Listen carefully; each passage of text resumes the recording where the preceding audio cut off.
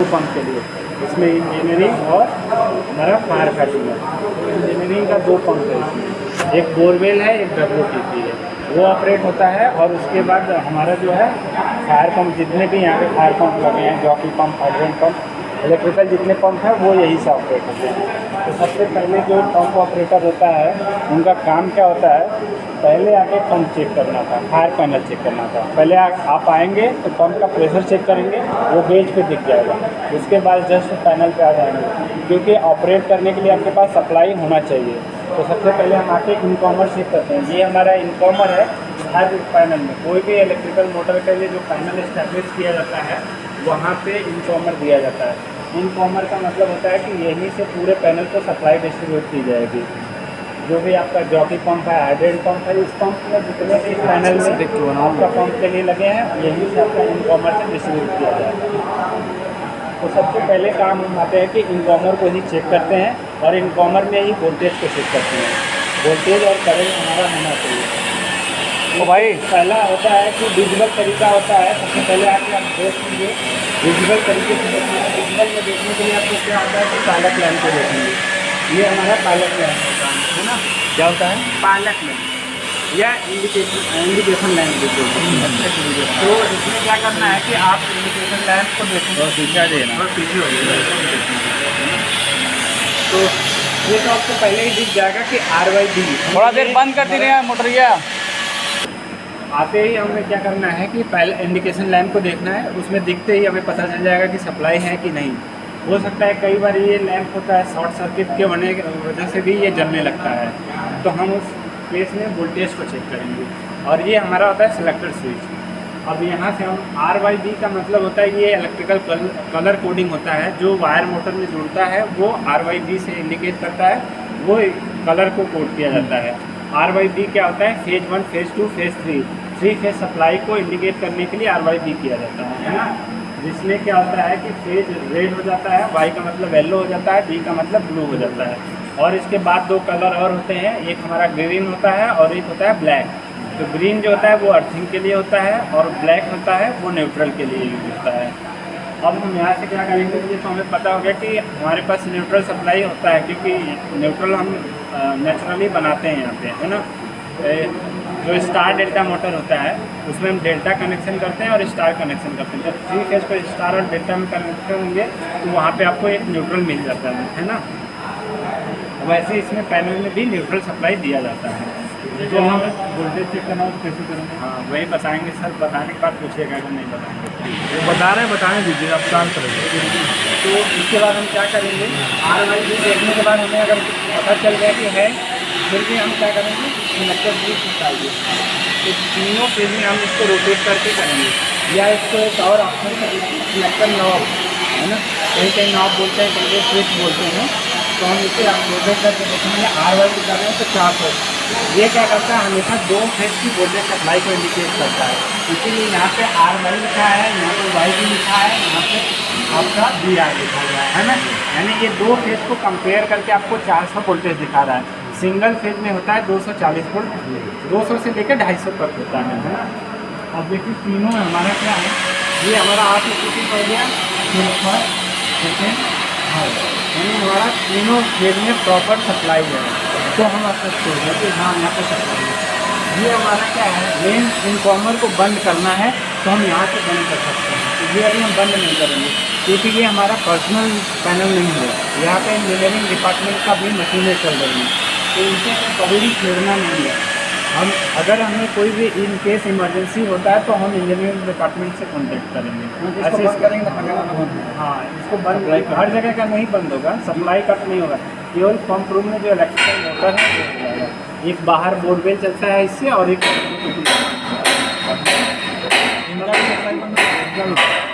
तो इसको हमें बंद नहीं करना है ना। फिर आते हैं यहाँ पे आ जाता है टेरिस पंप। ये अभी हमारा स्पेयर में है, हम यूज में नहीं ले रहे हैं ना। तो ऐसे खाली है तो इसका हमारा कोई मतलब नहीं। कहाँ टेरिस है? टेरिस का मतलब होता है छत पे, IPD टेरिस पे, जहाँ पे भी यूज नहीं है लिखा हुआ है टेरिस पंप, है ना। ये ऑपरेशन नहीं है, ये हमें फैक्ट्री में करना है, ये हमारा है नहीं, है ना। अब आ जाते हैं यहाँ पे हमारा स्प्रिंकलर जॉकी और यहाँ डिस्ट्रीब्यूट हुआ है। और यहाँ पे आप देखेंगे सेम चीज़ें वहाँ पे है। ये हमारा लोड पे क्या करता है, करंट को इंडिकेट करता है। जब हम मोटर को ऑपरेट करेंगे तो हम यहाँ से वही चीज़ है, अलग अलग फेज में क्या करते हैं, करंट को चेक करते हैं। अब ये क्या करते हैं कि मोटर जब हमारा ऑपरेट हो रहा है, ज़्यादा देर तक ऑपरेट हो रहा है, तो अलग अलग करंट चेक करेंगे तो हमें पता चल जाएगा कि फेज़ 1, फेज़ 2, फेज़ 3, जैसा कि RYB आपको बताया, तो वैसे ही मोटर में हमारा 3 कनेक्शन दिया जाता है। तो तीनों फेज में हमारा करंट सेम होना चाहिए, वाइंडिंग सेम किया जाता है। और उसमें अगर तीनों फेज में करंट सेम है तो ठीक है, 1-2% का टॉलरेंस रहेगा। 1-2% टॉलरेंस का मतलब ऊपर नीचे हो सकता है, लेकिन उससे अगर ज़्यादा मैक्सिमम हो रहा है, किसी फेज में 10 वोल्ट 10 एम्पियर है और किसी फेज में 20 एम्पियर है, तो मोटर का ऐसा मतलब शॉर्ट सर्किट है या ओवर हीटिंग हो रहा है या ओवरलोड हो रहा है, कोई ना कोई फॉल्ट है, इसलिए वो ज़्यादा करंट ले रहा है ना। या तो लीकेज करंट का भी फॉल्ट हो सकता है। तो उस समय में हम मोटर को बंद करेंगे, ऑब्जर्वेशन को लिखेंगे कि नहीं ये है। यदि सेम पे चल रहा है तो कोई दिक्कत नहीं है, तो मोटर जलने से भी पहले हमें पता हो जाएगा यहाँ पे, है ना। तो ये एम्पियर है। अब इन दोनों में अंतर क्या है, ये हमारा देखिए मीटर को पहचानने के लिए ये AC पे कार्य करता है कि DC पे ये आपका सिंबल बना हुआ है, ऐसे सीधा काटा हुआ है। उतना डीप में आपको जाना नहीं है, फिर भी जान लीजिए। ये क्या होता है, MI टाइप का होता है, यानी मूविंग आयरन।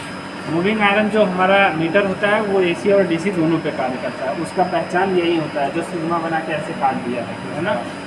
तो और जो DC पे होता है वो दूसरे टाइप का होता है। यहाँ पे हमारा DC है ना, ये U बना के ऐसे बीच में लगाया हुआ होता है ना।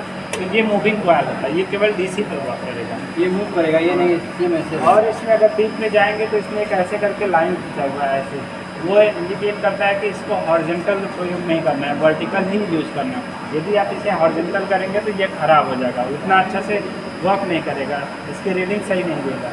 तो ये चीज़ें हैं, और इसमें इसकी रेटिंग लिखा हुआ है। अब हमें पता चलता है कि बीच में कैसे रेटिंग निकालेंगे, है ना, ये भी होता है। तो बीच में रेटिंग निकालने के लिए आपको क्या करता है, किसी एक वैल्यू लेना है, यहाँ से यहाँ के बीच की वैल्यू को आपको काउंट करना है। जैसे यहाँ से यहाँ तक की 40 वैल्यू है, और यहाँ से लेके कितनी लाइनें हैं वो काउंट करके 40 से डिवाइड कर देंगे, एक लाइन की वैल्यू निकलेगी। सिंपल कैलकुलेशन है, डिवाइड करते हैं ना। 20 आम हो गया तो उसको 10 लोगों में बांटना है, तो 10 से डिवाइड कर देंगे, पता चल जाएगा कि इसको कितना आम है। वही चीज़ है यहाँ पे, है ना, करंट को डिवाइड करने का सेम है। ये आपका स्टार्ट होगा तब जलेगा, ऑन होने पर ये ऑफ पोजीशन में हमेशा सप्लाई को इंडिकेट करेगा कि यहाँ पे सप्लाई है और ये मशीन ऑफ मोड में है ना। ये अगर चलते चलते ट्रिप कर गया, हीट हो गया ओवर हीटिंग की वजह, तब ये जलेगा कि मोटर ओवरलोड हो गया है या हीट करने की वजह से ये ट्रिप हो गया। अंदर रिले होता है वो रीसेट करना होता है। स्टार्ट बटन है, स्टॉप है। अभी जब ऑटो मोड में रहेगा तो ये मैनुअल स्टार्ट नहीं होगा, है ना, और ये स्टॉप है। अभी से इसको मैनुअल करके जब स्टार्ट करेंगे तो ये स्टार्ट हो जाएगा और ये बंद हो जाएगा, है ना, ऑफ करेंगे। लेकिन हम इसको स्टार्ट नहीं करेंगे क्योंकि ये लाइन चार्ज रहता है। अगर अभी आप स्टार्ट कर दिए लाइन चार्ज अवस्था में तो पानी जाने का कहीं जगह नहीं मिलेगा, तो एयर बनेगा, वाइब्रेशन होगा और भी प्रेशर हाई होगा। तो ये चीज़ें आपको ध्यान रखना है कि जब भी मशीन ऑटो में है तो हमें उसे मैनुअल ऑपरेट नहीं करना है ना। ऑटो में, हाँ, ये भी ऑटो में ऑपरेट नहीं होगा। ऑटो का मतलब हो गया अपने से ऑन होना, अपने से ही बंद होना, है ना। ये प्रेशर के स्विच वहाँ पे लगा है, कमांड देता है इसको कितना पे ऑपरेट होता है कितना। तो अभी हमारा जो ऑटो में ऑपरेट होता है वो 3.5 से 4.5 kg के बीच में होता है। अलग अलग मोटर का अलग अलग है ना। और हाफ का जो होता है 7.5 kg पे ऑफ हो जाता है। Same procedure main jockey pump का है ना। 4 पे ये भी आपका 4.5 पे 6 पे स्टार्ट हो जाता है लगभग, और आपका 7.5 पे ये बंद हो जाएगा, है ना। इसी तरह ये आ जाएंगे। अब इनमें क्या है, ये मेन उसका सप्लाई ऑफ करने के लिए, इसको हम इमरजेंसी हुआ तो ऑफ कर सकते हैं क्योंकि ये हमारा पैनल है ना, इनकॉमर से अलग हो गया। और ये अभी ऑन मोड में, तो आते ही ये चेक करना है पंकज जी, है ना, क्योंकि डेली बेसिस पे आप पाते हैं कई बार होता है कि हम ही ऑफ करके चले गए हैं और आप आ रहे हैं पैनल पे देख रहे हैं चले जा रहे हैं, ये पूछा जाएगा कि आपने क्या चेक किया है।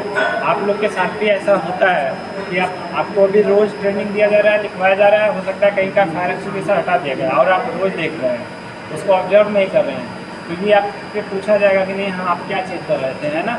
जानबूझ के भी किया जा सकता है, वो चीज़ें आप जब भी जाते हैं तो ऑब्जर्व प्रॉपर किया करिए, है ना।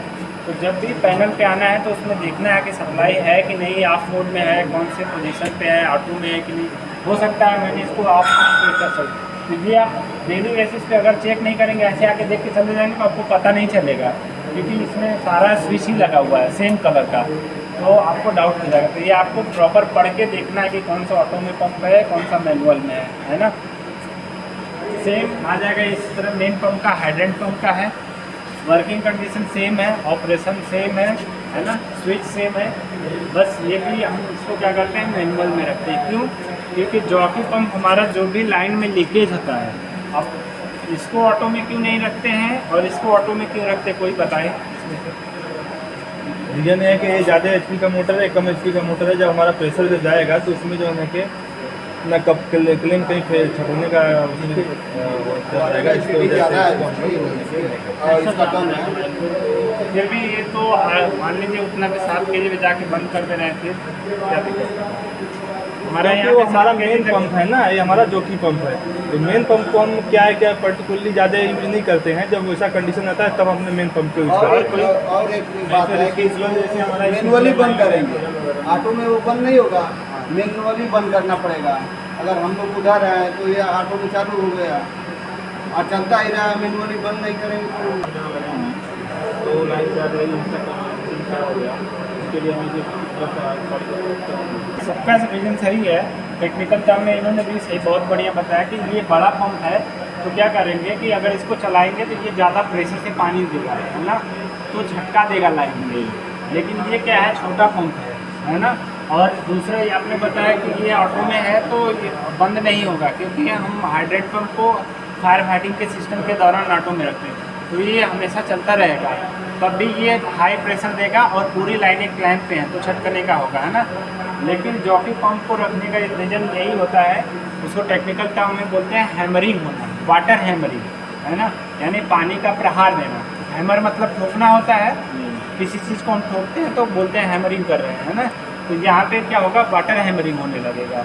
यदि आप जॉकी पंप को चलाएंगे तो इसका LPM कम है, इसका प्रेशर कम है, ये आराम से पानी को उठाएगा और इजीली मूव करेगा, है ना, मेंटेन करेगा। लेकिन ये क्या करेगा, हाई अमाउंट में पानी को उठाएगा और हाई प्रेशर के साथ जाएगा जॉकी की अपेक्षा, है ना। तो उसे लाइन पे क्या होगा, हैमरिंग होगा, क्योंकि उसे हाँ लाइन पे झटका लगेगा, पानी का बहुत तगड़ा झटका लगता है।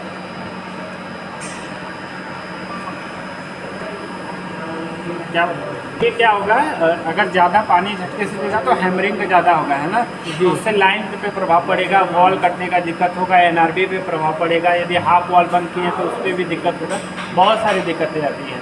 और चूँकि यहाँ पे तो स्पेशली बहुत दिक्कत इसलिए है कि पूरा लाइन हमारा क्लाइंब पे किया गया है और लाइन का दायरा भी बहुत बड़ा है ऊपर से नीचे, और ये हमारा जो डिपार्टमेंट है वो थोड़ा सा रिस्की डिपार्टमेंट है, कि इसलिए है कि यहाँ पे हर जगह पेशेंट भरे हुए हैं, है ना। तो पेशेंट है, कहीं पे कुछ हो जाएगा तो वो ज़्यादा पब्लिक वायलेंस हो जाएगा, है ना। यदि कहीं पे पाइप गिर गया या कुछ हो गया तो पब्लिक वायलेंस होगा तो लोग भगदड़ का चांस हो जाएगा, ज़्यादा दिक्कत होगा, है ना। तो इसलिए इन सारी चीज़ों को ध्यान रखते हैं कि इससे हम क्या करते हैं, लाइन को मेंटेन नहीं करते हैं और इसे हमेशा मैनुअल ऑपरेट करते हैं। इन केस इमरजेंसी हुआ, हमें ज़रूरत पड़ा तभी हम इसको ऑटो में ऑपरेट करेंगे, है ना। और ये है, यहाँ से इसकी सप्लाई बंद कर सकते हैं। बाकी सेम प्रोसीजर है जो जॉकी का था उसका भी। ये आपका भी है वाटर कर्टन का। वाटर कर्टन आपका 1.5 kg पे स्टार्ट हो जाता है और 3.5 पे ऑफ हो जाता है। इसको हम ऑटो में रखते हैं। इसका बेसिकली काम क्या होता है कि जो हमारा ये बेसमेंट में ही केवल लाइन लगाता है, बिल्डिंग में किसी एक तरफ फायर हो गई तो दूसरी तरफ वो फायर ना फैले, वो क्या करेगा, बीच से लाइन को ब्रेक कर देगा पानी के माध्यम से, है ना। ये यहाँ पे लगा है।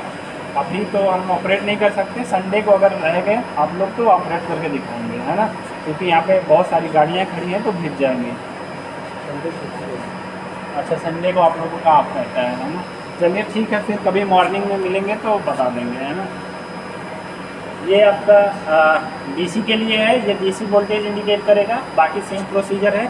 और ये हमारा डिजिटल मीटर है, ये क्या इंडिकेट करता है, लो ल्यू वाल्व प्रेशर, है ना, L डबल और OP। तो ये हमारा इंडिकेट करता है लो ल्यू वाल्व प्रेशर, मतलब हमारा जो DG में ल्यू वाल्व पड़ा हुआ है उसका अगर वो ल्यू वाल्व का कमी हो गया तो ये हमारा यहाँ पे इंडिकेट हो जाएगा, है ना। फिर दूसरा DG में हमारा रेडिएटर में पानी पड़ता है ना, तो वो इसको इंडिकेट करेगा हाई वाटर टेम्परेचर, यानी वाटर का टेम्परेचर बढ़ गया तो यहाँ पे इंडिकेट कर देगा, है ना। ये ऑपरेशन सिस्टम है। और ये आपका कोई भी फॉल्ट आ जाता है तो यहाँ पे इंडिकेट करेगा। बाकी बटन में यहाँ पे आप टेस्ट कर सकते हैं। यहाँ से आस्क है, कोई भी आपको पूछना है, टेस्ट करना है। आस्क का मतलब यहाँ पे पूछना नहीं, एक ऐसे आपको टेस्ट करना है कि हमारा फंक्शन वर्क कर रहा है कि नहीं, तो यहाँ से कर सकते हैं। इसके बाद आपके टेस्ट के दौरान कोई भी फॉल्ट आता है या कोई हो गया ऑपरेट करने के बाद फॉल्ट होता है या लो लीव वाइल प्रेशर इंडिकेट करता है, जैसे मोटर हमारा ट्रिप कर जाता है तो हम उसको रीसेट कर देते हैं। उसी तरह से हमारा यदि प्रेशर इंजन चलने पे दिखा रहा है कि प्रेशर लो लीव वाइल प्रेशर कम हो गया है, यानी लीव वाइल का लेवल कम हो गया है, या कुछ भी टेम्परेचर भी दिखा दिया तो हम यहाँ से वो रीसेट कर सकते हैं। बाकी यहाँ पे करंट है, ये डीसी टाइप का दोनों मीटर है। यहाँ से करंट इंडिकेट करेगा, यहाँ से वोल्टेज इंडिकेट करेगा। बाकी स्टार्ट, स्टॉप, रीसेट और म्यूट है ना, बंद करने से। बाकी एसी ऑन है, ये डीसी सप्लाई है, अभी कितना वोल्टेज है 12 है। ये हमारा डेली बेसिस पे चेक होता है, क्योंकि यदि हम चेक नहीं कर या कहीं पे भी बड़ी मैक्सिमम फायर जो होगा वो इलेक्ट्रिकल से होने का चांसेस होता है ना। जिस समय इलेक्ट्रिकल सप्लाई चला जाता है तो हम मोटर को ऑपरेट नहीं कर पाएंगे, तो इसमें हमारा एक ही ऑप्शन बचता है कि हम मैकेनिकल डिवाइस से ही लेंगे, तो मशीन से लेंगे, डिवाइस नहीं, है ना। डिवाइस और मशीन में अंतर होता है। तो यहाँ पे हमारा जो डीजल इंजन है उसको ऑपरेट करना है, तो उसके लिए हमें क्या चाहिए कि बैटरी चाहिए, है ना। बैटरी हमेशा चार्ज होना चाहिए, तो बैटरी चार्ज करने के लिए हमें क्या होता है 12 वोल्ट सप्लाई हमेशा उसमें रहना ही चाहिए। तो वो यहाँ से हम देखते हैं। अगर एक बार आपका बैटरी चार्ज है तो 2-4 दिन कोई दिक्कत हो गया, महीनों भर कोई दिक्कत हो गया तो कोई प्रॉब्लम नहीं है। लेकिन फिर भी हम क्या करते हैं, डेली बेसिस पे चेक करते हैं कि हो सकता है किसी दिन फॉल्ट आ गया, कोई आ गया, तो उस समय हमारा बैटरी नहीं चार्ज है, तो हम क्या करेंगे, कुछ नहीं कर पाएंगे, हमारा इंजन नहीं चला पाएंगे। लेकिन उसके लिए बहुत सारे ऑप्शन हैं, विकल्प हैं। यदि आपको विशेष इमरजेंसी हो गया है, आपका बैटरी भी चार्ज नहीं है, फिर भी आपको ऑपरेट करना है, पावर पानी देना है। अभी एम्स में आग लगा हुआ था, सर ने वीडियो भेजा था, है ना। अगर उस ऐसी कोई कंडीशन हो गई, इलेक्ट्रिकल सप्लाई चला गया और आप पंप ऑपरेट नहीं कर पा रहे हैं और डीजल इंजन का बैटरी डाउन हो गया है, वो भी ऑपरेट नहीं कर पाएंगे आप, क्योंकि जब तक उसका बैटरी चार्ज नहीं रहेगा तब तक वो स्टार्ट नहीं होगा। डायनेमो से होता है। डीजल इंजन कैसे वर्क करता है सबको पता है, कैसे करता है, कोई एक बताए इसमें से, है ना। वो हमारा देखिए इग्निशन सोर्स जो होता है हमारा एयर और प्रेशर के सोर्स पे काम करता है। हमारा एक सिलेंडर ब्लॉक होता है और हर सिलेंडर ब्लॉक में हमारा रिंग सिस्टम पड़ा होता है। रिंग सिस्टम सब लोग जानते हैं, है ना। जैसे हमारा एक पंप होता है साइकिल में, पंप हवा भरने के लिए, तो उसमें क्या होता है, हमारा जो वॉल लगाता है वो एक प्रेशर क्रिएट करता है, लेकिन उसमें फ्रिक्शन भर जगह होती है ना। तो उसी तरह हमारा जो सिलेंडर ब्लॉक में होता है, रिंग सिस्टम होता है, उसमें उतना ही जगह होता है जितना आप साइकिल के पंप से हवा भरते हैं ना। और उसमें हम क्या करते हैं, फ्यूल को डालते हैं, डीजल को डालते हैं।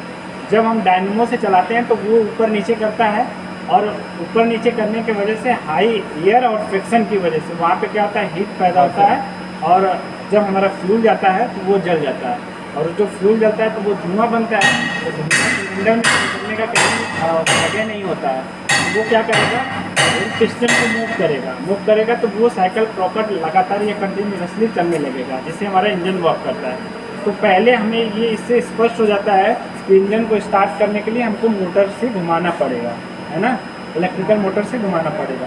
तो हम क्या करते हैं, उसी के लिए एक डायनेमो लगाए हैं जो कि हमारा 12 वोल्ट सप्लाई से ऑपरेट होता है।